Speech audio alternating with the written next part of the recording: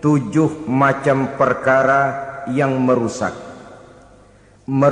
akidah dan keimanan, merusak amal perbuatan yang sudah kita kerjakan, merusak sendi-sendi kehidupan sosial, pendek kata merusak segala hal di dalam kehidupan kita.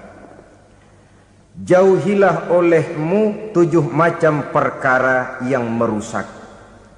Yang pertama, asyirku billah, menyekutukan Allah subhanahu wa ta'ala. Agama dimulai dari keyakinan, maka kehancuran agama selalu dimulai dari kehancuran keyakinan, iman atau akidah yang dimiliki oleh seseorang. Dan untuk menghancurkan nilai-nilai iman yang kita miliki ini, orang rasanya tidak akan menghantam kita dengan peluru kendali. Orang tidak akan mengirimkan nuklir ke sini. Orang tidak juga akan mengirimkan satuan militernya ke sini. Untuk menghancurkan nilai-nilai iman, dibanjiri kita dengan paham-paham yang merusak dan mendangkalkan akidah.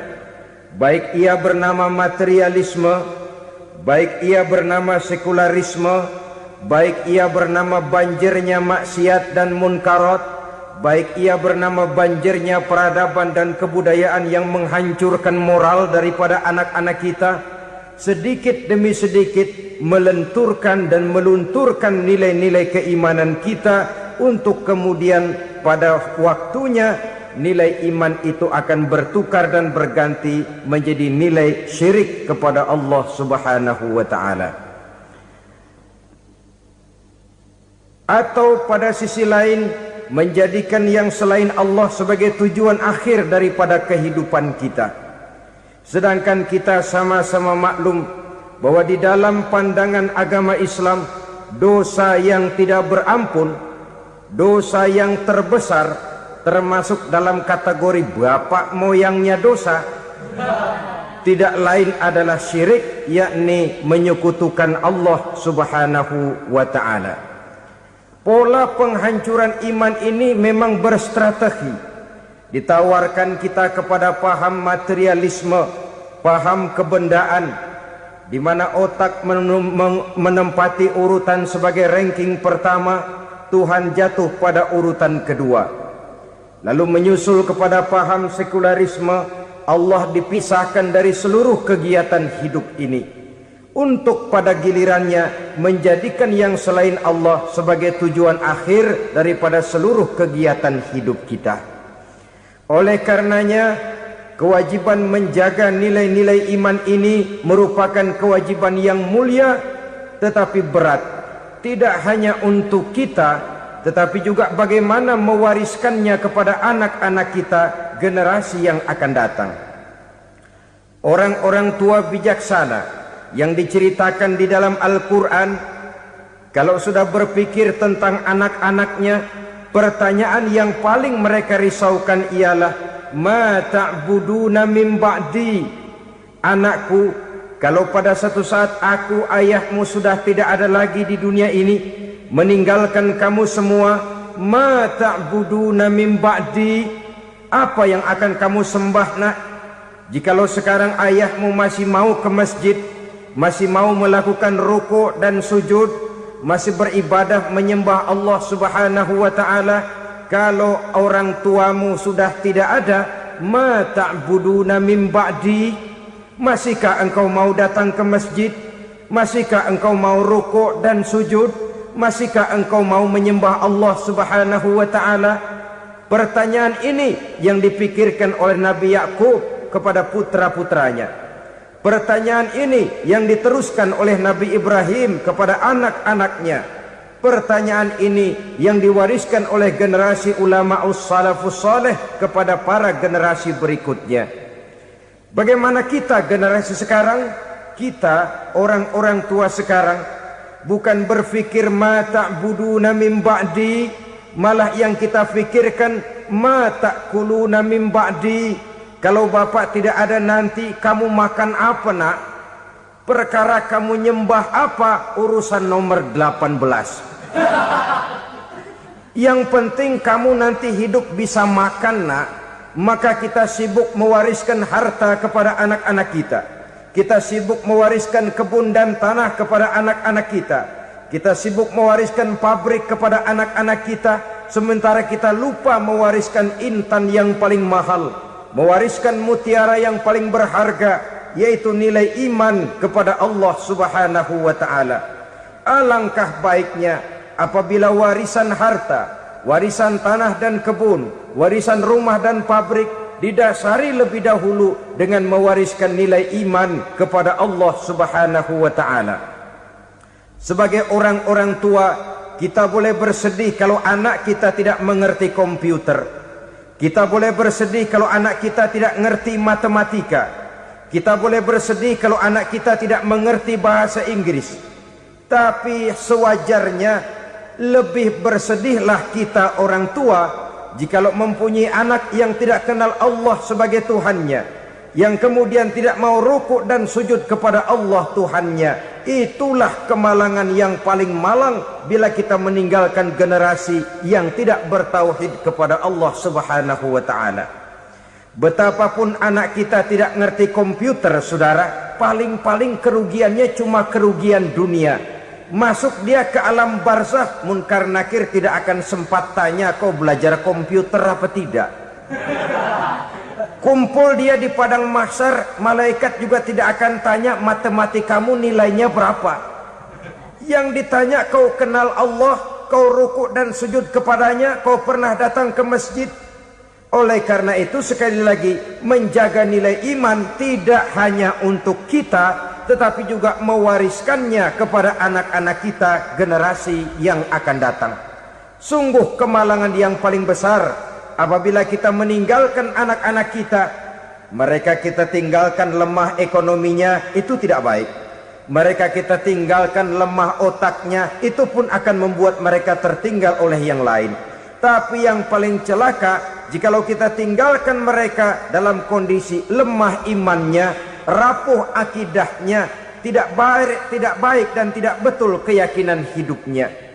Oleh karena itu Nabi berpesan, jauhilah 7 perkara yang merusak. Yang pertama, syirik kepada Allah Subhanahu wa ta'ala. Menyekutukan Allah baik dalam ucapan, dalam keyakinan ataupun dalam perbuatan. Ini perkara pertama yang termasuk 7 perusak besar di dalam kehidupan. Kalau sudah jatuh kita ke lembah syirik, bagaimanapun banyak kebaikan yang kita kerjakan, berjiwa sosial, bertangan pemurah, gemar menolong orang lain, kalau memang dasarnya syirik, maka seluruh kebaikan kita akan hancur, tidak akan ada nilainya dalam pandangan Allah Subhanahu wa ta'ala. Dalam pandangan manusia mungkin kita dicatat sebagai orang sosial, gemar menolong orang lain, tidak berpangku tangan melihat orang yang mendapat kesulitan. Tapi oleh karena dasarnya syirik, dasarnya tidak mentauhidkan Allah, maka seluruh nilai kebaikan yang kita kerjakan tidak akan ada nilainya dalam pandangan Allah Subhanahu wa ta'ala. Maka jagalah iman kita, jangan sampai dihinggapi penyakit syirik yang bagaimana kecilnya sekalipun. Sekali lagi, baik syirik dalam bentuk ucapan, syirik dalam bentuk keyakinan, sampai kepada syirik dalam bentuk perbuatan, kita berhindar kepada sifat-sifat yang sedemikian itu. Karena apa? Dalam satu ayat Quran Allah Subhanahu wa ta'ala menjelaskan, innallaha la yaghfiru ayyushraka bih wa yaghfiru ma duna dzalika liman yasha. Allah tidak akan memberi ampun kepada orang-orang yang menyekutukannya, tapi Allah masih mau memberikan ampun kepada dosa-dosa yang selain itu bagi orang-orang yang dikehendakinya. Dosa selain syirik, apabila kita bertaubat, Allah masih mau mengampuni. Tapi kalau sudah jatuh ke tempat syirik, itu sudah dosa yang tidak berampun. Taubatnya tidak lain melepas syirik, kembali kepada tauhid, berkeyakinan bahwa hanya ada Allah Subhanahu wa ta'ala, Tuhan satu-satunya, yang lam yalid walam yulad walam yakul lahu kufuwan ahad. tidak beranak, tidak pula diperanakkan, dan tidak satupun yang dapat menyerupai Tuhan Allah Subhanahu wa ta'ala. Saudara-saudara kaum muslimin rahimakumullah, bahwa kita di zaman sekarang memang tidak menyembah berhala, ya. Bahwa kita tidak berterang-terangan mengatakan Tuhan lebih dari satu, memang. Bahwa kita tidak berkeyakinan Tuhan itu punya anak atau diperanakkan, tentu. Tapi dalam perbuatan dan i'tiqad kita kadang-kadang jatuh tanpa kita sadari ke tempat yang bernama syirik ini.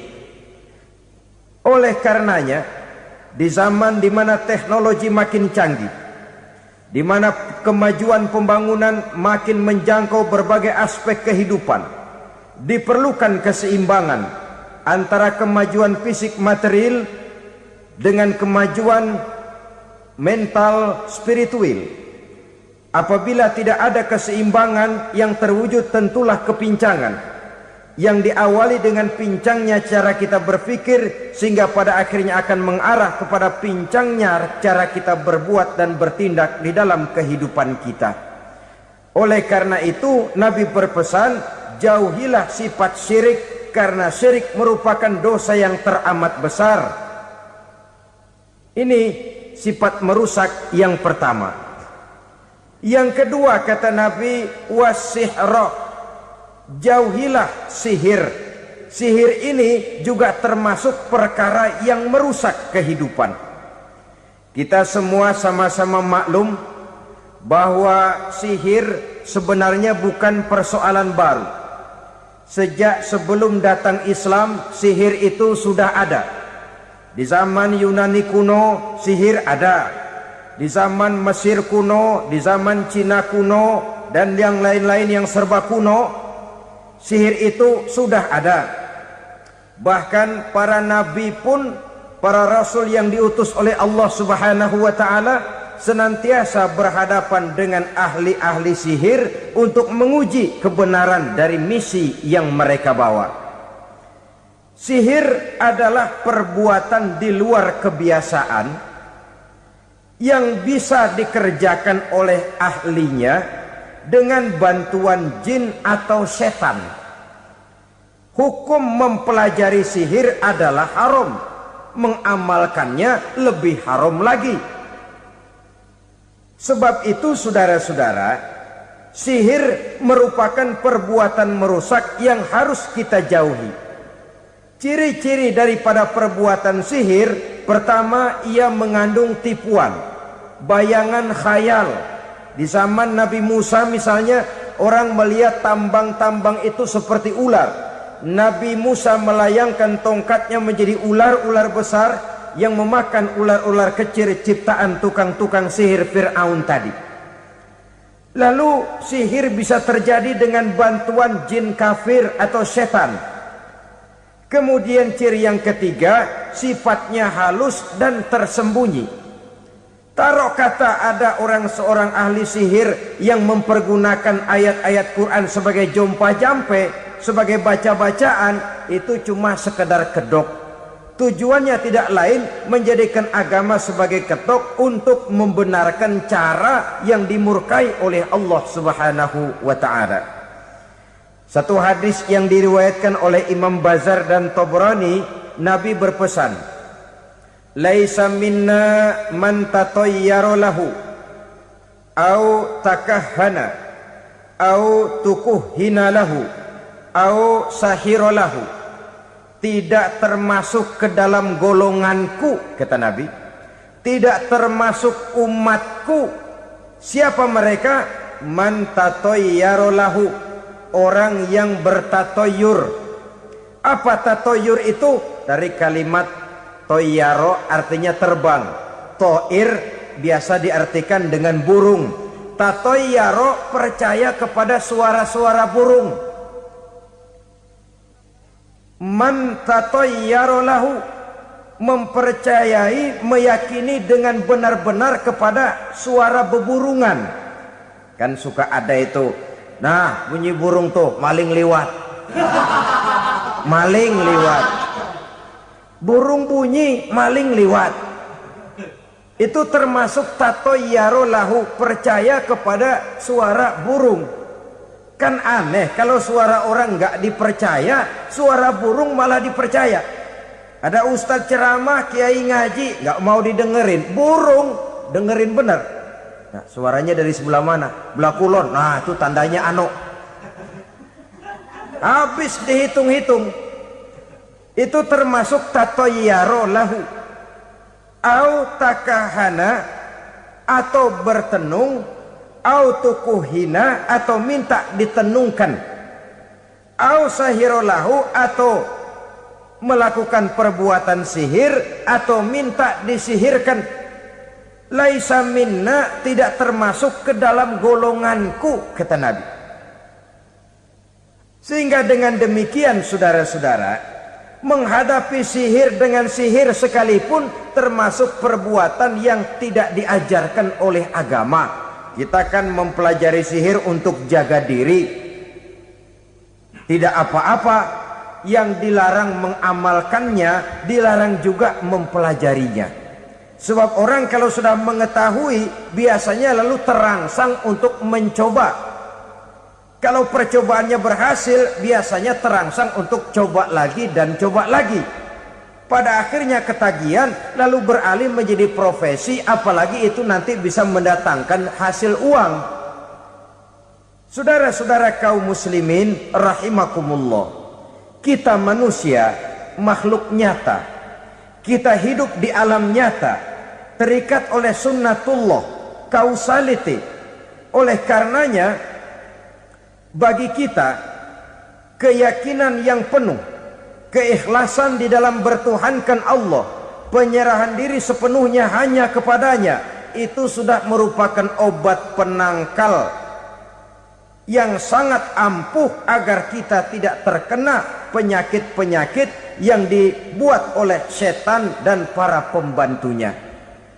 Sehingga beberapa ayat Quran mengajarkan, misalnya a'udzu bikalimatillahi tammati min syarri ma khalaq, atau bismillazi la yadurru ma'asmihi syai'un fil ardi wala fis sama, dengan menyebut nama Allah yang tidak bisa mendatangkan bahaya sedikit pun, dari baik yang datang dari langit maupun yang datang dari bumi.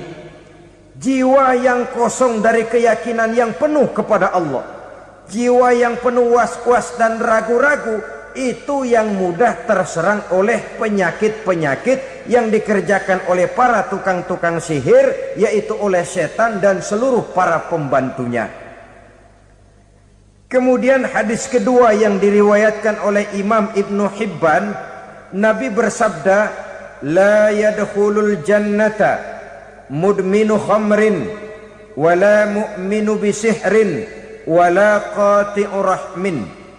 Tidak masuk surga. Ini Nabi yang bilang, tidak masuk surga. Siapa itu? Pertama, mudminu khamrin, orang yang berkekalan dalam mabuk. Selalu mudminun itu sudah menjadi perbuatan rutinnya, tidak kapok-kapoknya, teler seumur hidup. Mudminu khamrin, tidak masuk surga orang yang selalu bermabuk-mabukan. Yang kedua, wala mu'minu bisihrin, orang mukmin tapi main sihir. Ini juga oleh Nabi diperingatkan, tidak akan masuk surga orang mukmin tapi suka main sihir. Wala qati'u rahmin, dan tidak juga orang yang memutuskan silaturahmi. Tiga macam manusia yang diperingatkan Nabi tidak akan masuk surga: orang yang selalu mabuk, orang mukmin yang main sihir, dan orang yang memutuskan silaturahmi. Saudara-saudara kaum muslimin rahimakumullah. Lalu orang berkata, kenapa dilarang kita bersihir? Padahal Rasul sendiri kan punya mukjizat. Nah, kita memang harus membedakan antara mukjizat dengan sihir. Dalam kehidupan agama kita kenal ada yang namanya mukjizat, Ada yang namanya karomah atau keramat biasa diucapkan. Ada yang namanya maunah. Ada yang namanya irhas. Ada juga yang namanya sihir. Kesemuanya ini berbeda, saudara-saudara. Yang dinamakan mukjizat itu khusus untuk para rasul saja. Satu kejadian luar biasa yang terjadi dilakukan oleh Rasul atas izin dari Allah Subhanahu wa ta'ala. Perbedaannya dengan sihir jelas. Sihir dari setan, mukjizat dari Allah. Sihir bisa dipelajari, mukjizat tidak. Sihir umumnya untuk maksud-maksud yang tidak baik, sedangkan mukjizat untuk memperkuat kebenaran yang disampaikan oleh para rasul dan ditentang oleh umatnya. Bahkan kafir Quraisy dahulu menganggap orang-orang ahli sihir itu berada dalam satu posisi yang hina, sehingga mereka mengatakan dan menuduh Nabi Muhammad sebagai tukang sihir. Tuduhan sebagai tukang sihir adalah tuduhan yang sangat aib dan hina. Di tengah masyarakat kufar jahiliyah, kedudukan tukang sihir dipandang sebagai kedudukan yang hina, sehingga mereka mengejek Nabi dengan sebutan tukang sihir. Jadi mukjizat hanya untuk Rasul saja. Kemudian karomah. Karomah ini asal kata dari karoma, kehormatan, kemuliaan yang diberikan Allah kepada hamba-hambanya yang rajin mendekatkan diri kepadanya. Oleh karena ketekunannya melaksanakan ibadah, Allah memberikan keistimewaan kepada orang itu, yang dengan keistimewaannya dia bisa mengerjakan yang tidak bisa dikerjakan oleh orang lain. Karomah hanya bisa dicapai dengan prestasi ibadah. Kalau sihir mau ibadah apa enggak, asal dia belajar, bersatu dan berteman dengan setan, memenuhi persyaratan-persyaratan setan, biasanya lalu bisa. Sedangkan karomah tidak mungkin terwujud tanpa orang mendekatkan diri sedekat-dekatnya kepada Allah Subhanahu wa ta'ala. Maka kita lihat biasanya orang-orang yang punya ilmu sihir, mukanya rata-rata nggak enak dilihat. Kumuh, jauh dari air wudhu, jauh dari sujud kepada Allah, malah berteman dengan setan, menjadi pelayan-pelayannya setan. Saudara-saudara, adapun maunah, keistimewaan yang diberikan Allah kepada hamba-hambanya yang belum sampai kepada tingkat wali, tapi orang itu lebih banyak kebaikannya daripada kesalahannya.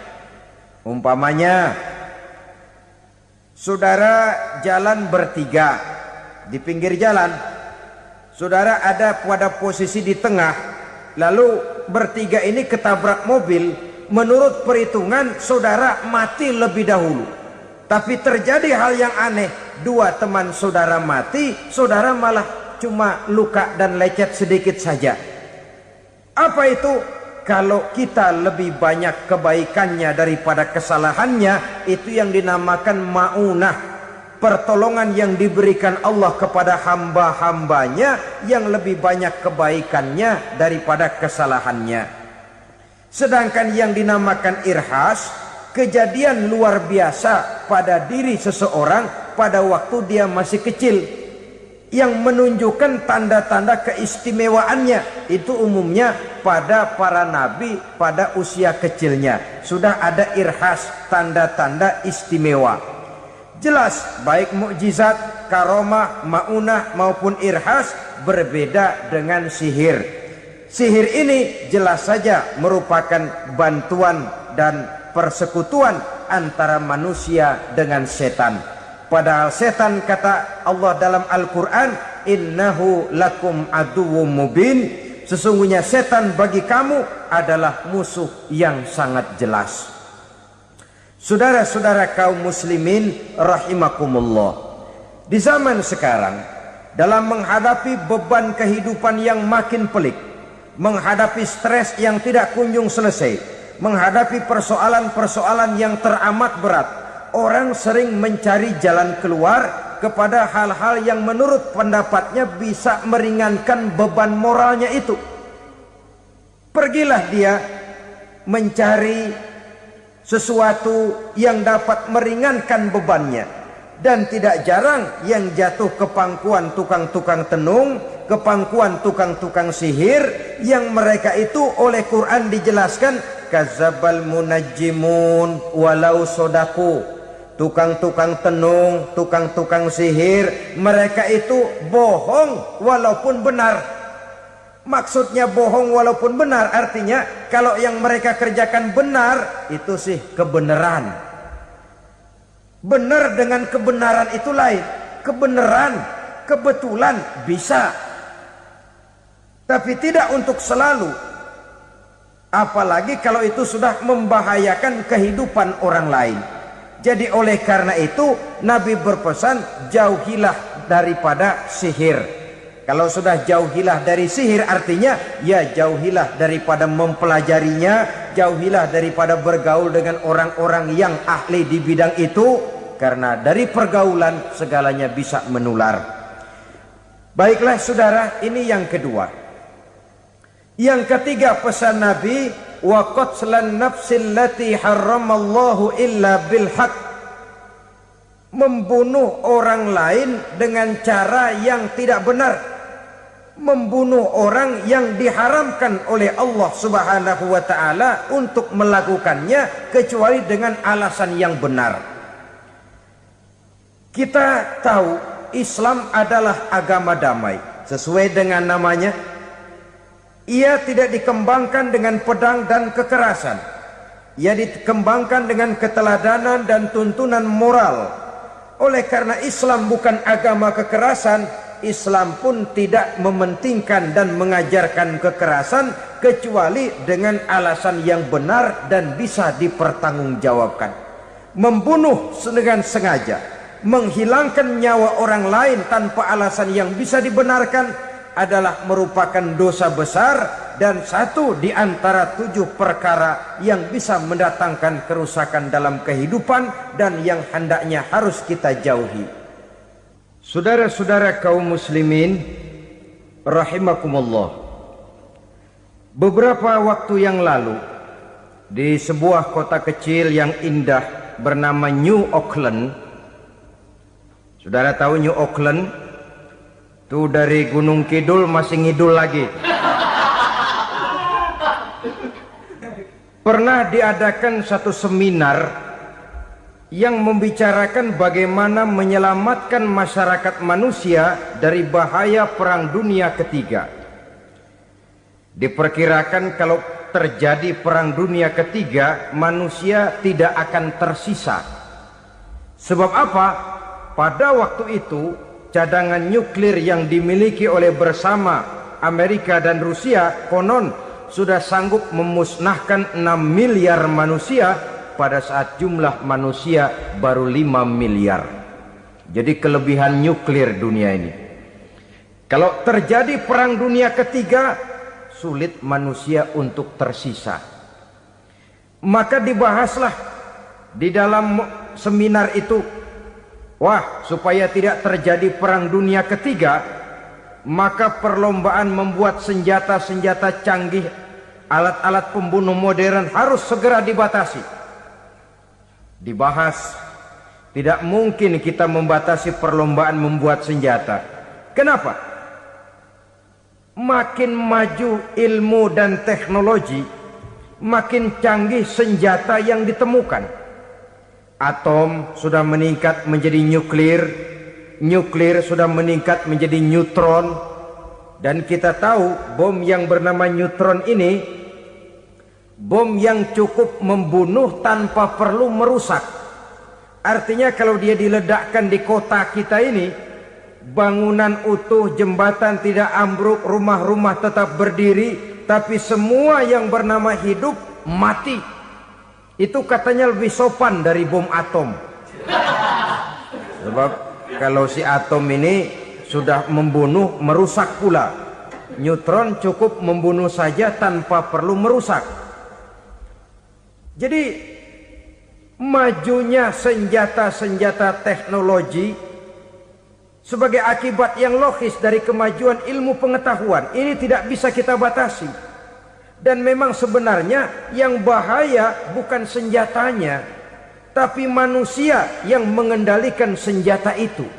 Mereka kembali kepada prinsip the man behind the gun.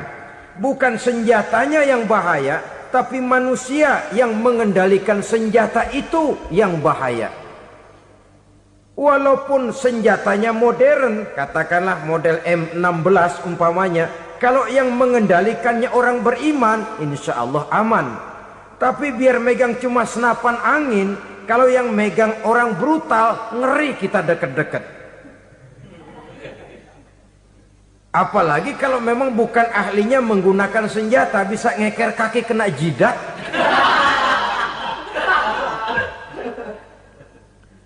Mereka kembali kepada prinsip lama yang tetap baru. Bukan senjatanya yang harus dibatasi, manusia yang mengendalikan senjata itu yang perlu dibicarakan. Nah, kalau begitu, agar manusia tidak mempergunakan senjata sewenang-wenang, apa yang harus kita lakukan? Ya, manusianya harus bermoral. Ya, tapi moral yang mana? Di dunia ini banyak ajaran tentang moral. Itu pun mudah saja.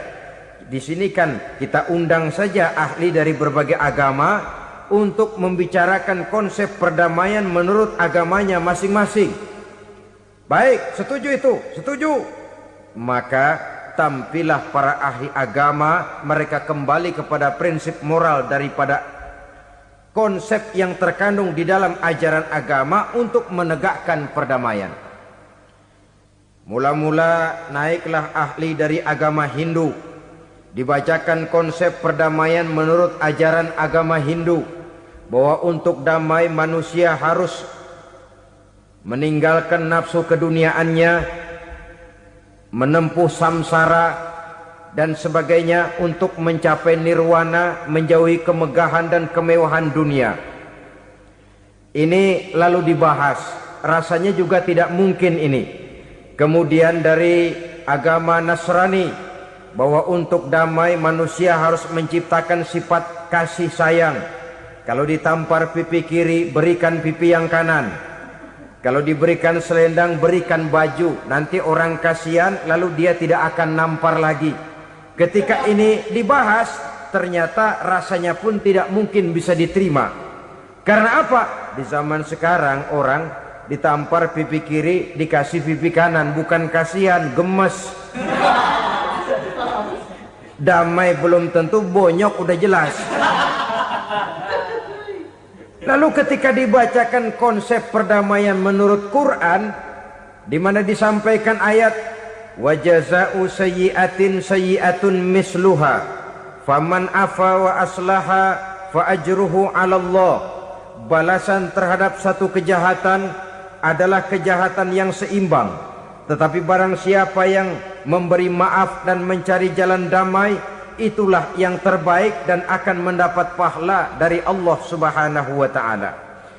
Kamu tidak salah ditampar pipi kirimu, tampar lagi pipi kirinya sekeras dia menampar pipi kirimu. Nanti orang tidak mau menampar kita karena dia tahu kalau dia tampar kita, dia akan menderita tamparan sekeras dia menampar kita. Akan terjadilah prinsip saling hormat menghormati, tidak saling ganggu, tidak saling usil, tidak saling jahil. Atas dasar ini perdamaian bisa ditegakkan. Mereka bisa menerima konsep ini, tapi kemudian seminar ditutup tanpa satu keputusan resmi. Kenapa? Terus terang mereka kagum dengan konsep Islam, tapi sentimen lama terhadap nilai-nilai Islam telah menutup mata mereka untuk menerima kebenaran dari ajaran Al-Quranul Karim. Saudara-saudara kaum muslimin rahimakumullah, kembali kita kepada persoalan pokok. Roh adalah dari Allah.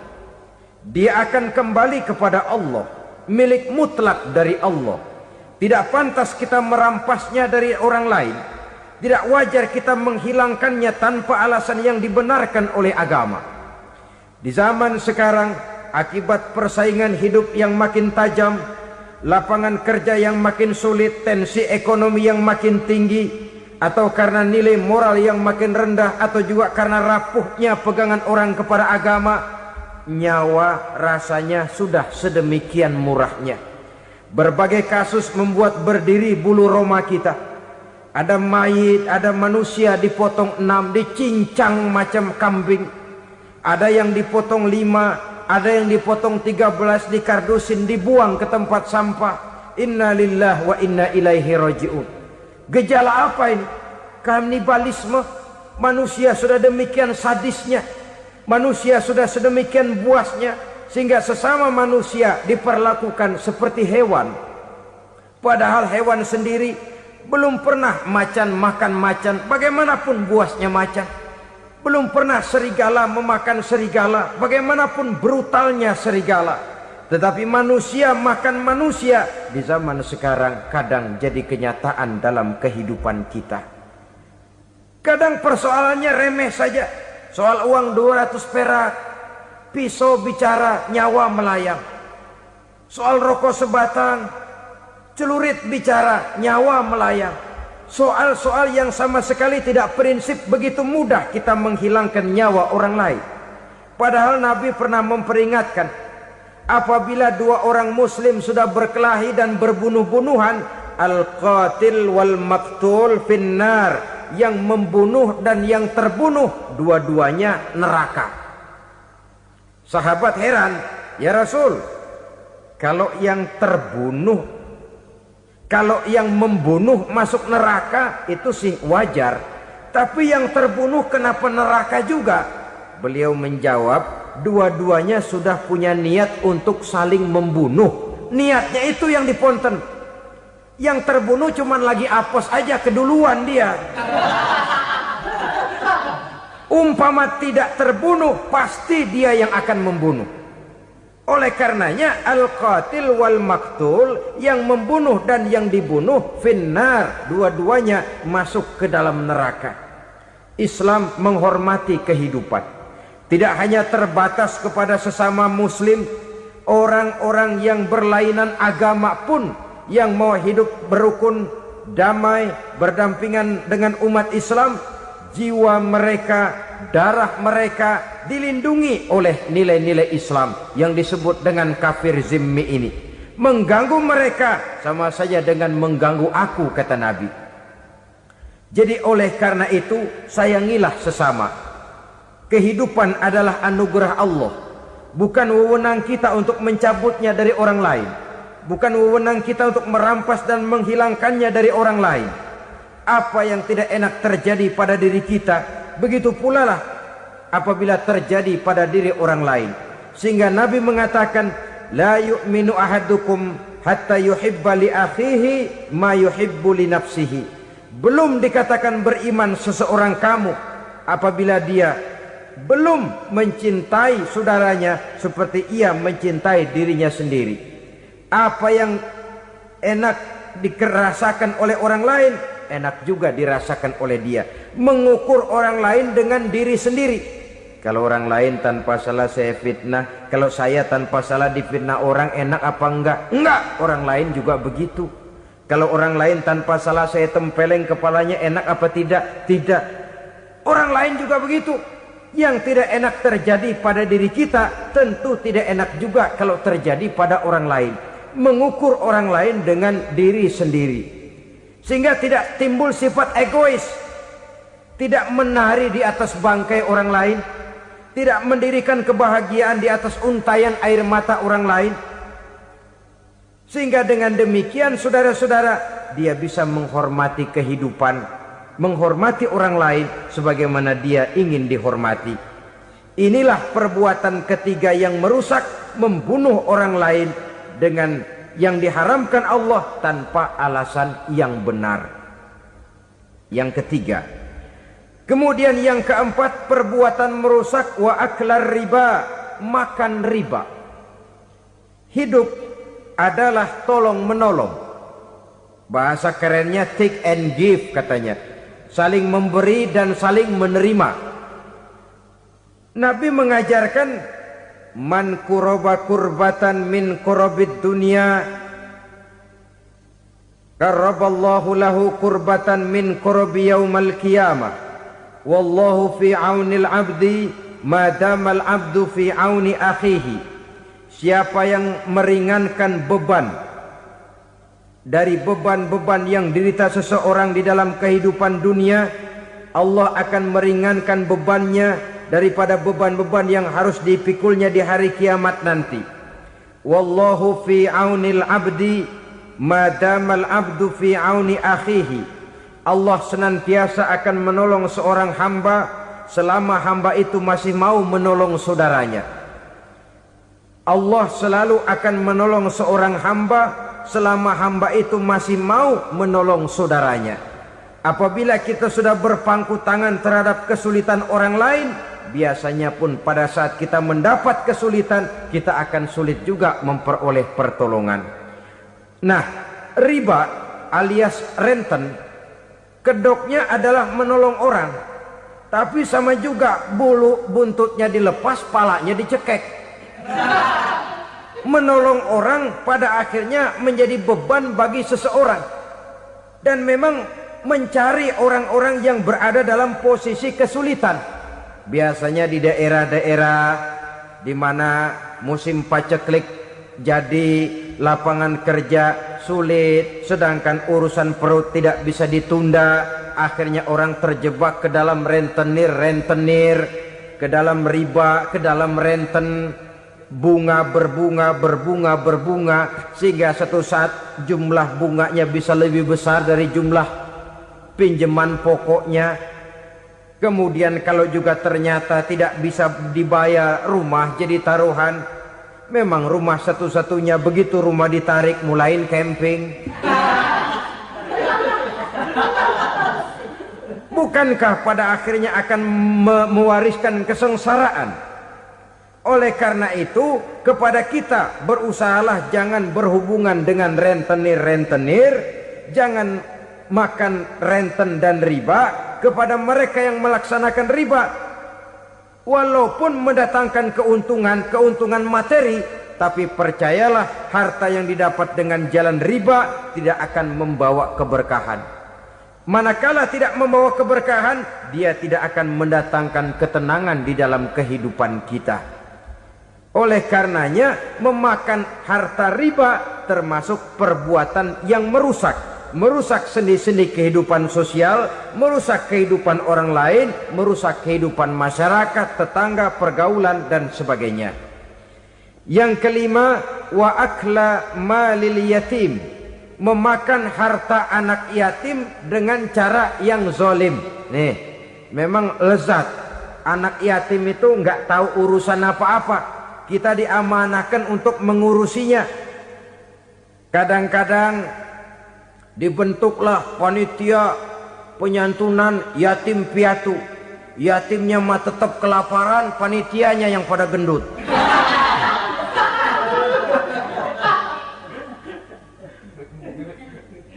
Padahal memakan harta anak yatim termasuk perbuatan dosa besar. Dan menjantuni yatim merupakan perbuatan mulia. Nabi mengatakan, ana wa kafilul yatim kahataini yaumal qiyamah. Aku dan orang-orang yang menyantuni anak yatim seperti dua jari ini pada hari kiamat nanti. Dekat sekali. Jikalau ingin di hari akhir nanti dekat dengan Rasul, bersahabatlah dengan anak-anak yatim. Jadilah pengurus anak-anak yatim. Bangunlah panti-panti asuhan yatim. Pada saat bapak ibunya meninggal, kitalah yang menjadi orang tuanya. Bahkan sedemikian besar perhatian Islam terhadap anak-anak yatim ini, sehingga Quran memberikan peringatan, ara'aital ladzi yukadzibu biddin fadzalikal ladzi yad'ul yatim wa la yahuddu ala ta'amil miskin. Tahukah kamu siapa orang yang mendustakan agama? Beragama tapi dianggap dusta, solatnya dusta, puasanya dusta, karena agamanya sudah berdusta. Siapa mereka? Fazalikal ladzi yad'ul yatim, orang yang menyia-nyiakan anak yatim. Wala yahuddu ala ta'amil miskin, dan tidak pernah memberi makan kepada orang-orang yang menderita kemiskinan, menyia-nyiakan, meninggalkan anak yatim, termasuk perbuatan yang divonis kita sebagai orang yang mendustakan agama. Saudara-saudara kaum muslimin rahimakumullah, maka sangat dicela mengeksploitir anak-anak yatim, menjadikan mereka sebagai kedok untuk mencari kekayaan pribadi. Tetapi jikalau ikhlas, ganjarannya sangat besar, nilai pahalanya sangat besar. Menyantuni yatim tidak hanya setahun sekali.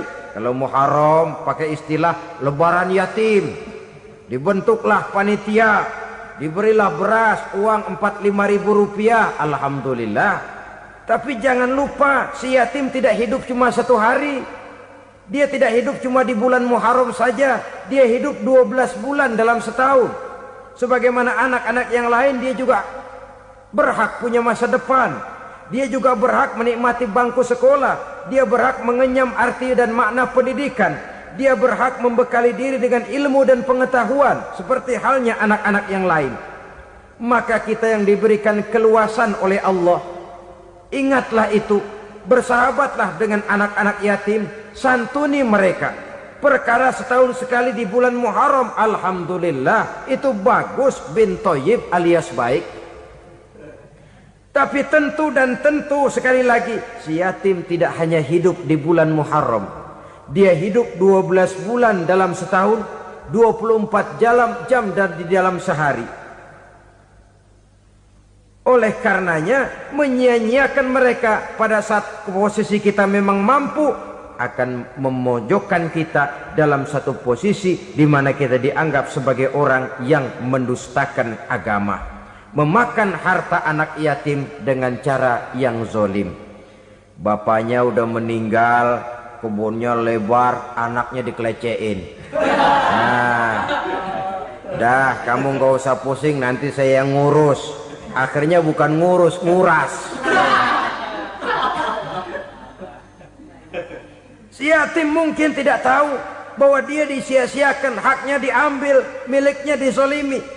Tapi Allah yang akan membalasnya dengan seadil-adilnya. Maka makan harta anak yatim biasanya balasannya tokcer bin paten. Nggak banyak selang tempo itu, nggak percaya cobain dah. Nyobain aja kan nggak bayar, umpama memakan harta anak yatim dengan cara yang zolim, ganjarannya biasanya kontan. Kenapa? Ratapan si miskin, untayan air matanya, jeritan kepedihan hatinya, membuka pintu langit, permohonannya diijabah, getaran hatinya didengarkan oleh Allah, maka balasannya biasanya kontan, spontan, tidak menunggu waktu terlalu lama. Itu di dunia, belum lagi di akhirat nanti. Bukankah dalam riwayat Mi'raj diceritakan Nabi melihat di neraka itu orang perutnya sebesar rumah? La haula wala quwata. Itu perut kayak rumah, bagaimana jalannya tuh orang? Dan memang gak jalan, diseret-seret oleh malaikat di neraka itu. Hancur perutnya, amburadul itu perut. Berantakan isinya, dibulatkan lagi, diseret lagi, hancur lagi, dibulatkan lagi. Sampai Nabi tanya, orang itu begitu berat siksanya kenapa ya Jibril? Itu Muhammad, waktu di dunia dulu rakus banget makan harta anak yatim. Begitu vonisnya, begitu menyedihkan nasibnya di akhirat. Tapi di dunia pun ketidakberkahan itu sudah membayangi kehidupannya. Oleh karena itu, kepada saudara-saudara yang mendapat titipan anak yatim, berbahagialah, karena semulia-mulia rumah adalah rumah yang di dalamnya ada anak yatim yang disantuni. Sehina-hina rumah adalah rumah di mana di dalamnya ada anak yatim yang disia-siakan. Begitu kata Nabi kita. Rumah yang paling mulia dalam pandangan Allah, rumah yang di dalamnya ada anak yatim yang disantuni. Rumah yang paling hina dalam pandangan Allah, rumah yang di dalamnya ada anak yatim yang nasibnya disia-siakan. Berbahagialah saudara apabila menjadi penyantun anak-anak yatim, pelindung mereka, sehingga mereka mempunyai masa depan sebagaimana anak-anak lainnya. Rasulullah sendiri sedemikian peka terhadap keadaan anak-anak yatim karena beliau sendiri memang mengalami umur 6 bulan dalam kandungan ibu, beliau sudah ditinggalkan oleh ayahnya. Pada saat berusia 6 tahun ibu sudah meninggal. Yatim piatu dalam usia di mana beliau sedang perlu belas kasih seorang ibu dan pengertian seorang bapa. Kepekaan itu lalu timbul, bahkan kemudian sampai kepada beliau berkata, aku dan orang yang menyantuni anak yatim seperti jari tengah dan jari telunjuk di hari akhirat nanti. Sedemikian dekatnya. Baiklah ya, jadi yang kelima, memakan harta anak yatim. Jauhi karena ini perbuatan yang merusak. Yang keenam, watawalli yaumaz zahfi, melarikan diri pada hari pertempuran. Apa ini? Khianat. Tidak konsekuen dengan konsep perjuangan. Pada mulanya keras benar teriak, berantas korupsi, ganyang korupsi. Cuma karena belum dapat giliran. Begitu dia naik dapat kesempatan, korupsinya lebih edan dari yang diteriakinya. Ini termasuk tawalli yaumaz zahfi, berpaling pada hari peperangan. Di saat menghadapi musuh, kalau belum kelihatan musuh, teriaknya nyaring bener. Jangan takut demi kebenaran sampai titik darah yang paling penghabisan. Musuh belum kelihatan. Begitu musuh sudah kelihatan, paling dulu lari ke belakang. Kalau diajak berjuang ada saja alasannya. Sehingga Quran memberikan peringatan kepada kita semua. Mengapa kamu ini berat? Kalau sudah diajak berjuang di jalan Allah, kakimu seperti terhunjam berakar di perut bumi. Berat untuk melangkah berjuang. Lari dari pertempuran tidak konsekuen dengan konsepsi perjuangan. Mau enaknya saja. Dalam kondisi yang sulit lalu berpangku tangan. Ini termasuk ciri munafik yang di dalam Al-Quran disindir dengan bahasa kullama adha'a lahum masyaufi wa iza azlama alaihim qamu. Waktu terang mereka jalan, giliran gelap mereka mandek. Artinya, maksudnya kalau giliran ada untungnya aja rame-rame teriak Islam. Tapi begitu diminta berjuang, dituntut berkorban, rame-rame mundur. Waktu dilihat di Islam ada untungnya, rame-rame teriak Islam. Pak, saya Islam banget, Pak. KTP saya Islam, Pak. Pokoknya Islam banget dah. Tapi ketika diminta berjuang, dituntut sedikit berkorban, rame-rame mengundurkan diri. Tahun 65 PKI berontak. Waduh, waktu itu jadi orang Islam untung itu. Nggak dikejar-kejar, aman. Masjid rame, masjid, mobil-mobil mewah parkir di depan musola dan masjid. Kenapa? Waktu itu asal udah ke masjid aman. Islam selamat, untung. Tapi begitu keadaan aman, yang parkir di musola sepeda butut melulu.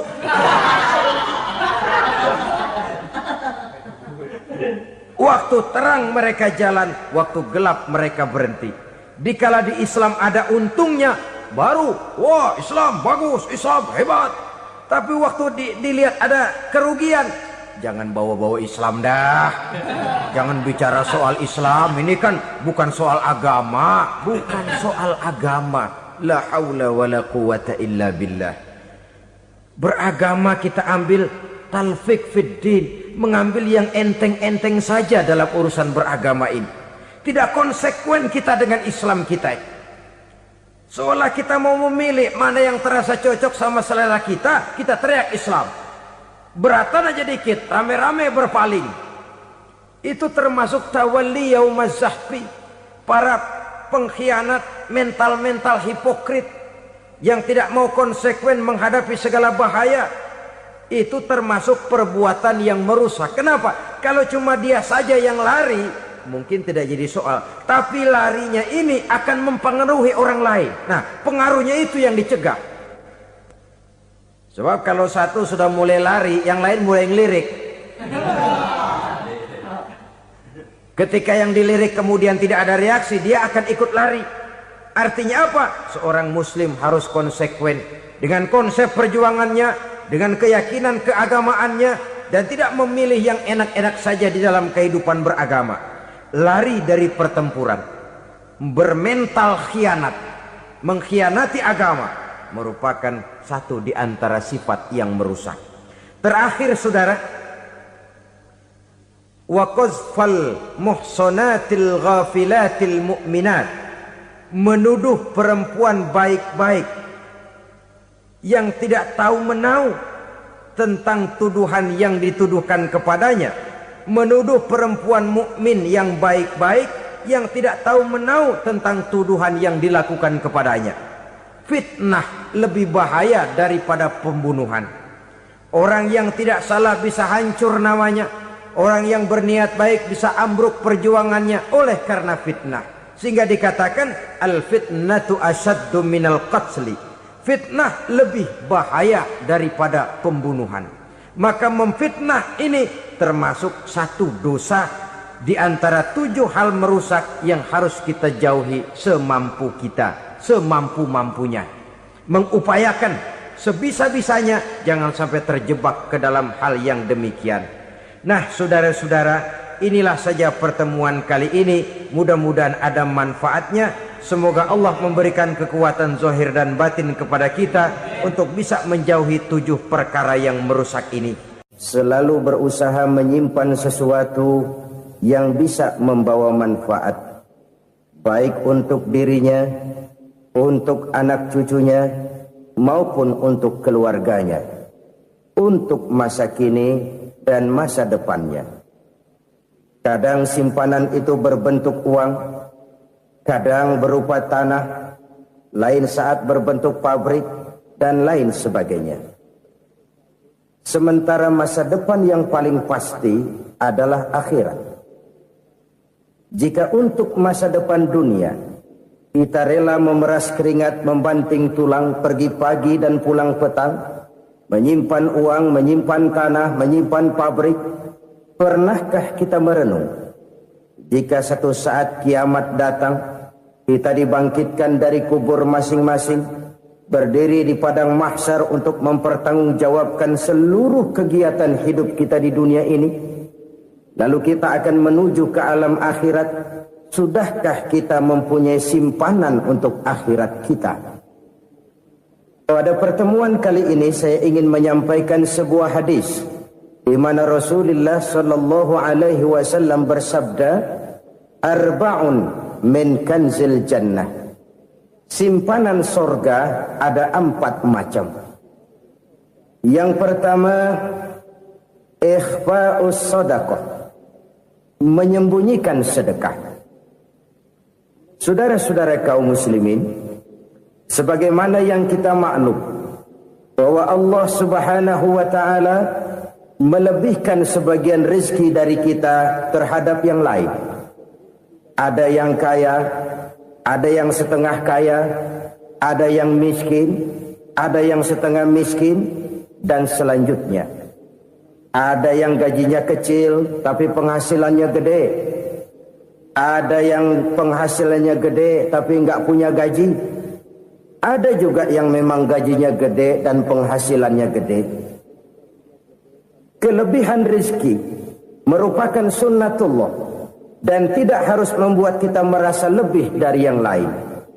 Bahkan sebaliknya, kelebihan itu harus membuat kita ringan tangan untuk menolong mereka yang memang memerlukan pertolongan. Kalau saudara diberikan ilmu, maka pertanyaan akhirat cuma satu: ilmumu kau amalkan untuk apa? Kalau saudara diberikan umur yang panjang, pengadilan akhirat juga bertanya satu: umurmu kau habiskan di mana? Tapi kalau saudara diberikan harta, pengadilan akhirat akan bertanya 2: hartamu kau dapat dari mana, kau belanjakan kemana. Dari mananya ditanya, dan kemananya juga ditanya.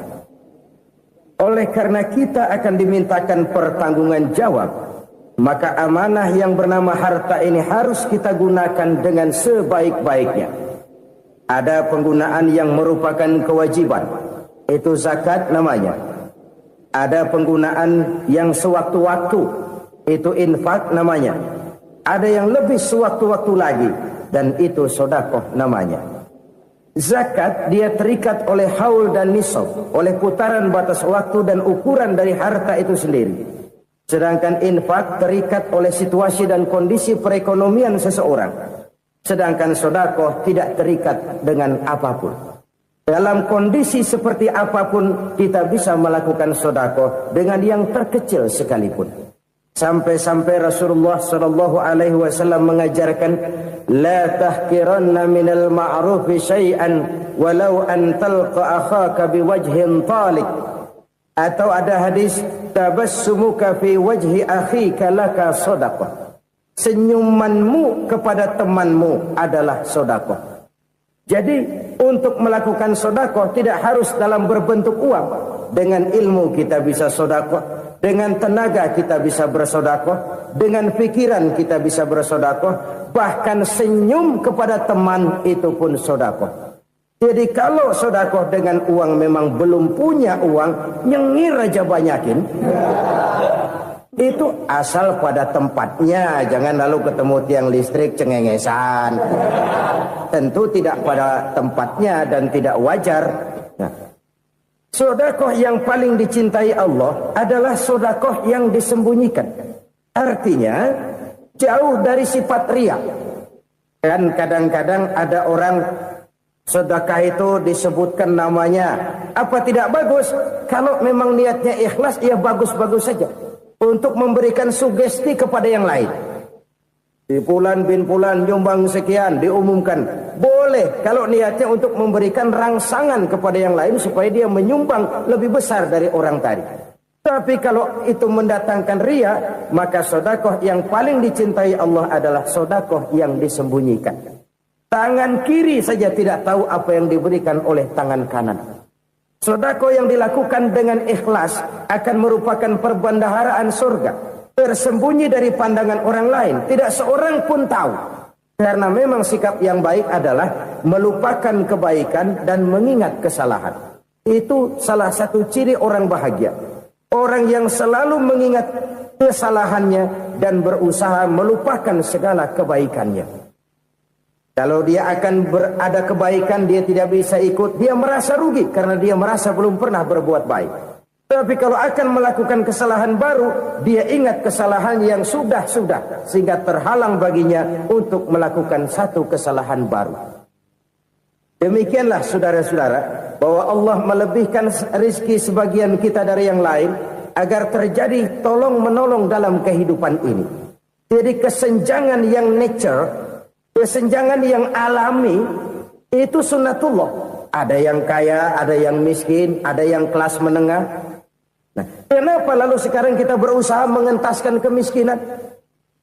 Oleh karena adanya kesenjangan struktural. Kalau yang kaya bisa semakin kaya, kenapa yang miskin tidak bisa naik jadi ikut sedikit kaya? Sebab pada dasarnya Islam adalah agama yang sejak turunnya sudah berupaya memerangi kemiskinan. Bahkan dikatakan kemiskinan itu mendekatkan kepada kekufuran. Orang kalau miskin udah dekat banget sama kafir. Gampang menjadi kafir.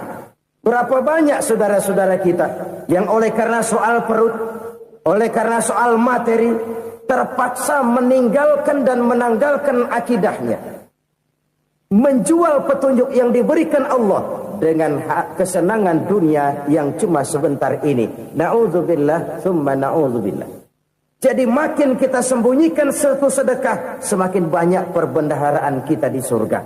Sedekah yang paling dicintai Allah adalah sedekah yang disembunyikan.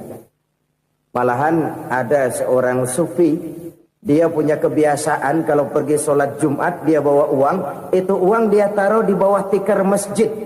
Dia niat sedekah kepada siapa saja yang nemuin itu duit. Maksudnya apa? Supaya yang nemuin nggak tahu siapa yang punya duit. Demikian dia saking ingin menyembunyikan sedekahnya. Karena sifat riya itu bisa memakan amal kita sendiri.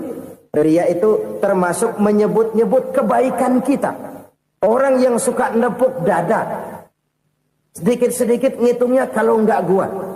Oh, kalau nggak gua tuh yang belah situ, kalau nggak gua. Iya, kalau nggak lu kenapa emang? Orang yang suka menepuk jasa, biasanya memang begitu, saudara-saudara. Kalau perang lagi berkecamuk, orang nggak sempat ngaku jadi pahlawan. Tapi begitu perang selesai, yang kagak kenal bedil ngaku pahlawan, mas. Itu sesuatu yang biasa. Oleh karenanya, orang-orang yang ikhlas dalam bersedekah, disembunyikannya sedekah itu, Allah cinta betul. Malahan ada hadis memberikan jaminan, inna sadaqatal mar'il muslimi tazidu fil umri wa tadfa'u mitatas su'i. Sesungguhnya sedekahnya seorang mukmin tazidu fil umri, bisa menambah umur panjang.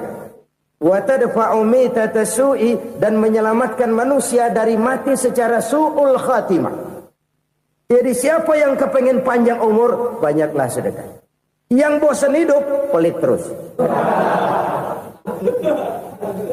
Sedekah menambah panjang umur dan menyelamatkan manusia dari mati secara su'ul khatimah. Pak, katanya umur itu nggak bisa ditambah, nggak bisa dikurangin. Kapan? Kalau ajal sudah datang. Wa idza jaa ajaluhum la yastakhiruna sa'atan wa la yastaqdimun. Kalau ajal datang tidak bisa dimajukan, tidak bisa dimundurkan. Itu kalau ajal sudah datang. Tidak bisa lagi umur ditambah dikurangi, sudah datang. Tapi kalau belum datang, itu kan haknya Allah. Mau ditambah, mau dikurangi, hak prerogatif Allah. Sebagai pencipta manusia, Allah Maha Kuasa dan Maha Mampu. Sedekah ini menambah panjang umur dan menyelamatkan manusia dari mati secara su'ul khatimah. Orang mati kan sama ya, kondisinya mati, nggak nafas. Tapi hakikat mati kan lain-lain. Ada yang mati itu husnul khatimah, baik akhirnya. Misalnya lagi ngaji mati, lagi sholat mati, lagi sedekah mati. Ini yang dinamakan dengan husnul khatimah, baik di akhirnya. Sebaliknya ada yang su'ul khatimah, jelek di akhirnya. Ini yang jadi catatan akhir. Lagi nyekek botol, mampus. Lagi banting kartu, modar. Su'ul khatimah, jelek pada akhirnya. Sedekah menyelamatkan manusia dari mati secara su'ul khatimah. Dan kita semua kepengen mendapat husnul khatimah, jauh dari su'ul khatimah. Oleh sebab itu yang bisa menyelamatkan kita dari penyakit itu antara lain adalah sedekah yang disembunyikan. Yang dikerjakan dengan ikhlas karena Allah. Tidak karena kepengen dipuji orang. Tidak karena ingin dikatakan orang pemurah. Sebab orang dermawan itu orang yang memberi tanpa harus diminta. Kalau masih harus diminta, ya belum dermawan namanya. Masih harus diminta. Kalau nggak diminta ya tulus. Lolos, polos. Saudara-saudara kaum muslimin rahimakumullah. Harta adalah amanat dan akan kita pertanggungjawabkan. Allah melebihkan rizki sebagian kita dari yang lain agar kita saling tolong menolong. Bantu membantu. Nabi janjikan siapa yang meringankan beban saudaranya muslim di dunia, Allah akan meringankan bebannya di akhirat nanti. Sebuah jaminan dari baginda Nabi. Si orang yang kita bantu barangkali tidak bisa membalas, Allah yang akan membalas lewat jalan lain yang tidak pernah kita sangka-sangka. Ada orang tanya, Pak, ini ada orang nyumbang masjid sambil marah-marah, bagaimana? Saya bilang sumbangannya aja ambil, marahnya jangan. Marahnya jangan diambil, itu urusan dia. Saudara-saudara kaum muslimin rahimakumullah. Umat Islam ini kan umat yang punya potensi besar. Kadang kita merenung, kenapa kadang-kadang pembangunan masjid kok lambat sekali? Kalau hotel hari ini peletakan pertama, bulan depan peresmian. Supermarket hari ini peletakan batu pertama, minggu depan peresmian. Tapi kalau sudah yang namanya masjid, kadang-kadang peletakan batu pertama sekaligus jadi batu terakhir. 3 tahun, 4 tahun, campur nebar jalak di jalanan, duit dijaring kayak ikan sepat. Apa tidak ada orang Islam yang kaya? Banyak. Apa tidak ada pengusaha muslim yang jadi konglomerat? Ada. Lalu yang belum banyak itu yang komit terhadap nilai-nilai agamanya. Akhirnya kita jatuh jadi umat yang lemah. Belum ada pengusaha konglomerat muslim buka pabrik supermi cap beduk misalnya umpamanya atau pabrik kecap cap sorban supaya identitas keislamannya sedikit kelihatan. Kita jatuh jadi umat yang lemah karena potensi tidak terinventarisir dengan baik. Kita ini ibarat kompor yang cuma matengin nasi orang lain. Potensi kita dimanfaatkan oleh orang lain. Ukhuwah Islamiyah kita baru terbatas kepada silaturahmi. Ukhuwah di bidang ekonomi kita lemah. Ukhuwah di bidang kebudayaan kita lemah. Apalagi ukhuwah di bidang politik kita lebih rapuh lagi. Padahal ukhuwah itu adalah totalitas kehidupan manusia. Menyangkut ipolek sosbud. Memerlukan nilai-nilai ukhuwah. Jadi oleh karena itu mari kita menyadari, di dalam harta kita, walaupun kita yang cari, pergi pagi, pulang sore, peras keringat, banting tulang, di sana ada harta anak yatim. Di sana ada hak masjid, di sana ada hak pesantren, di sana ada hak jihad. Berbahagialah seseorang apabila dia oleh Allah dijadikan keran. Keran itu menyimpan air, tapi tidak untuk dirinya, tapi disalurkannya kepada mereka yang memang memerlukannya. Saudara-saudara kaum muslimin rahimakumullah, ini yang pertama. Jadi perbendaharaan surga adalah menyembunyikan sedekah. Orang lain nggak tahu, kita pun nggak pernah ngitung-ngitung. Kita anggap lewat begitu saja, padahal itu deposit akhirat. Satu. Yang kedua, perbendaharaan surga itu apa? Wa kitmanul musibah, menyembunyikan kesulitan. Kadang orang takut menghadapi kesulitan. Tapi makin kita merenung, hidup ini kan sebenarnya urusan. Takut sama urusan ya jangan hidup. Tandanya orang hidup itu kalau punya urusan. Urusan melupakan problem, problem sering menimbulkan kesulitan. Kesulitan bukan untuk ditakuti, tapi untuk diatasi dan dicarikan jalan keluarnya. Siapa sih orangnya yang nggak pernah sulit-sulit? Makin tinggi status sosialnya, makin gede urusannya. Makin tinggi kualitas imannya, makin berat tingkat kesulitannya. Cuma memang yang namanya enak itu seperti pelangi. Biang lala itu nggak pernah di atas kepala kita, di atas kepala orang melulu. Lo sih enak lo, kata kita. Dia juga bilang yang enak kan lo. Pelangi itu nggak pernah di atas kepala kita. Kata tukang beca, aduh enak ya naik Mercy. Kata tukang beca, apa yang di dalam mobil Mercy? Aduh enak bener tukang beca, di jok ngeringkuk ngorok pulas bener. Saya kamar pakai AC sejuk, tempat tidur sutra, empuk, alga, spring bed, kulak kulik nggak bisa pulas kalau belum minum Valium, belum tidur. Enak bener tukang beca, di jok ngorok nggak tahu wetan kulon. Itu tukang beca bilang yang di Mercy enak, yang di Mercy bilang tukang beca enak. Inilah enak, nggak pernah di atas kepala kita, di atas kepala orang lain melulu enak itu. Nah, saudara-saudara, yang merupakan perbendaharaan surga itu orang yang bisa menyembunyikan kesulitan, baik pribadi ataupun rumah tangga. Nih terutama rumah tangga yang jadi soalnya. Kadang-kadang kita ini kalau senang, sebaliknya kalau senang kita diam, kalem aja, cuek. Banyak banget duit kita bawaan, diam aja udah. Malah ketemu orang takut. Tapi begitu susah, sekampung tahu. Padahal Nabi mengajarkan perbendaharaan surga itu menyembunyikan musibah, menyembunyikan kesulitan. Kalau enak, cerita sama orang-orang. Kalau nggak enak, rasain sendiri, tekan sendiri, atasin sendiri. Kita kan sebaliknya. Senang kita diam, asal lagi susah, paling tidak kita nyari teman buat cerita kesusahan. Siapa orangnya yang nggak pernah susah? Cuma soalnya bagaimana kita mengatasi kesusahan itu sendiri. Begitu juga misalnya kalau orang sudah berumah tangga, itu orang tuanya harus menjadi tempat dia cerita yang enak-enak saja. Yang nggak enak rasain berdua, selesaikan berdua, atasin berdua. Jangan dibalik. Asal senang diam, giliran susah saja. Maknya laporan. Terbalik. Bisa menjaga security informasi. Maka nama bayam keluar diam. Malah seluitan.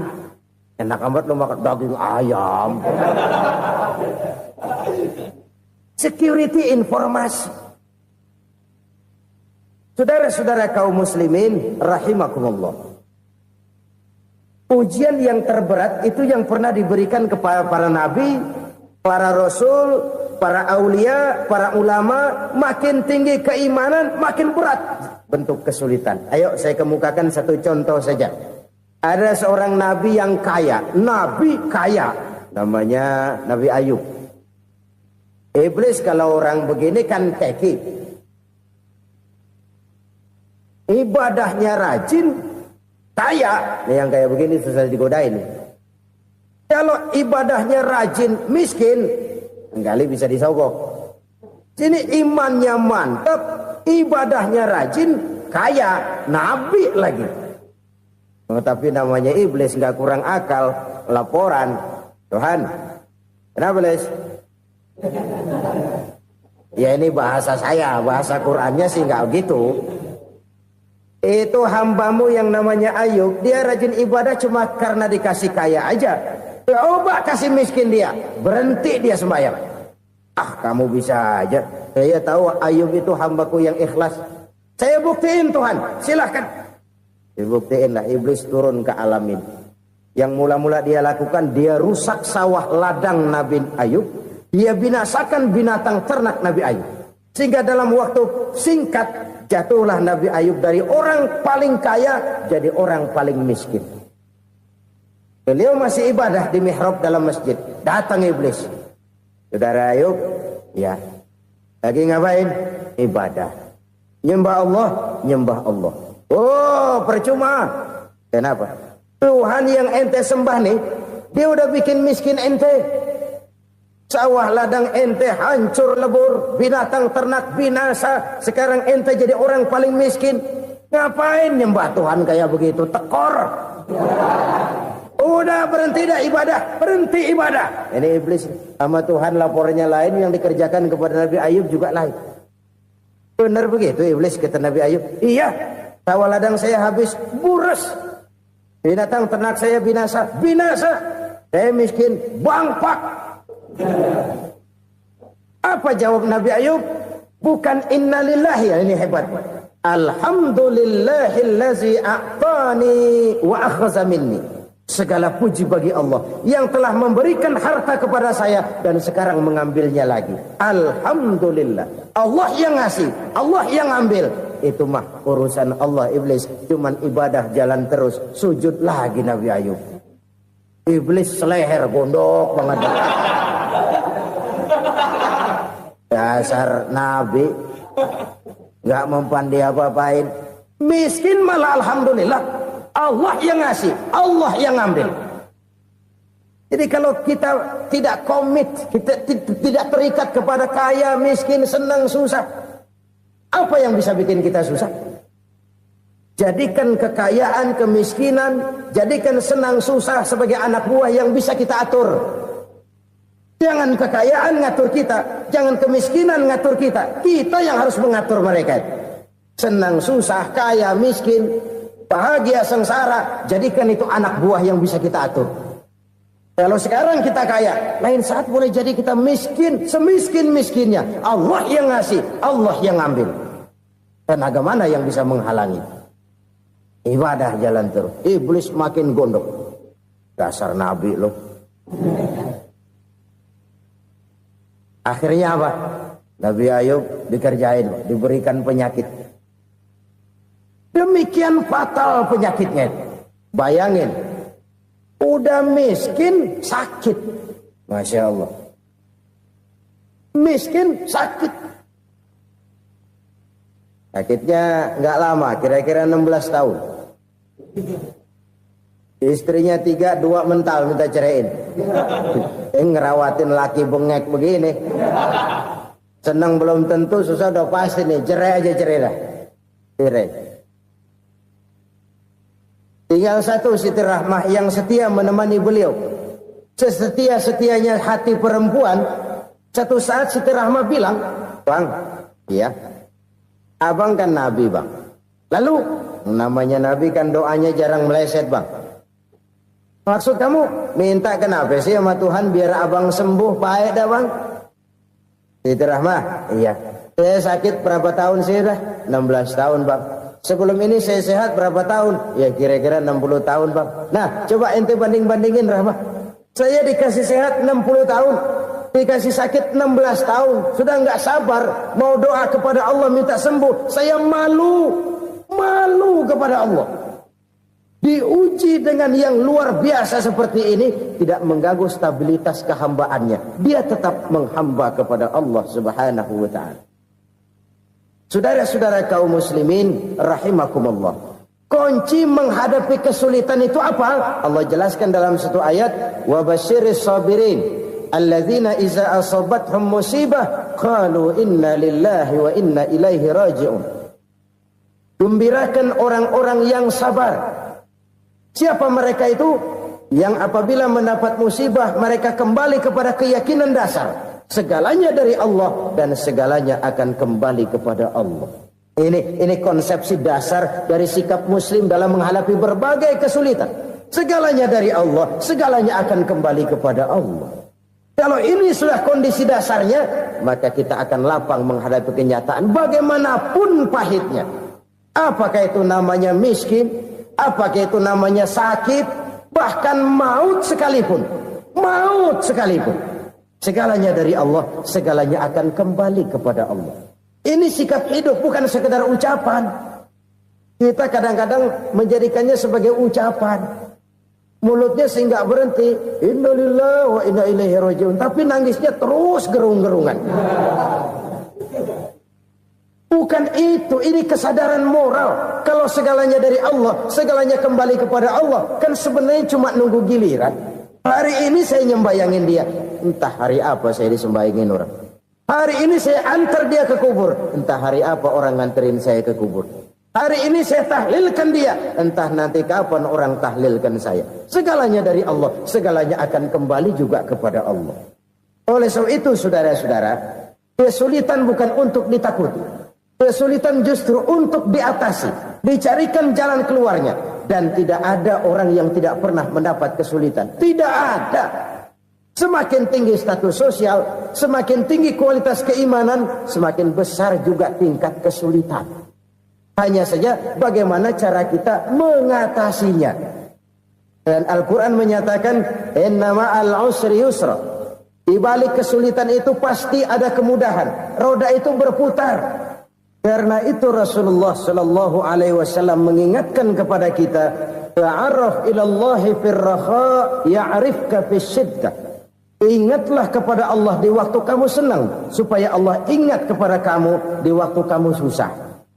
Kalau waktu senang kita ingat kepada Allah, kita susah, Allah tidak akan meninggalkan kita. Tapi kalau waktu senang kita jauh dari Allah, sujud tidak sempat, dengan masjid jauh, ketika senang kita lupakan Allah. Nanti begitu kita susah, Allah lupakan kita. Dan itu menyakitkan. Oleh karena itu orang-orang tua kita dulu bilang, kalau lagi sehat ingat-ingat lu bakal sakit nanti. Kalau lagi kaya ingat-ingat satu saat kita bakal jatuh miskin. Bahkan kalau lagi muda ingat-ingat kita bakal tua. Dan yang terpenting, kalau lagi hidup ingat-ingat kita bakal mati. Saudara-saudara kaum muslimin rahimakumullah. Jadi yang kedua yang merupakan perbendaharaan surga, menyembunyikan musibah. Saudara-saudara kaum muslimin rahimakumullah. Hal ketiga yang merupakan perbendaharaan surga adalah wasilaturrahmi. Orang yang suka bersilaturahmi. Sebagaimana yang kita maklum bahwa manusia adalah makhluk yang disebut zon politika. Makhluk sosial yang tidak mungkin hidup sendiri-sendiri. Betapa dan siapapun kita memerlukan orang lain. Bodoh betul manusia kalau tinggal di tengah masyarakat tapi tidak mau bermasyarakat. Merasa hebat sendiri, pintar sendiri, gagah sendiri, kaya sendiri. Mungkin kalau mati juga ngubur sendiri. Jangankan kita di sini. Di sorga saja Nabi Adam waktu sendirian bengong melulu, mondar mandir. Allah tegur dalam sepidang. Ini kalau bahasa saya. Iya Tuhan, sepi ini nggak ada coret-corekan pisan ini. Diciptakan Siti Hawa baru anteng Nabi Adam. Itu di sorga. Cobalah. Umpamanya saudara tinggal di Jakarta nih. Kayak bener. Apaan aja di Jakarta punya saudara dah. Buat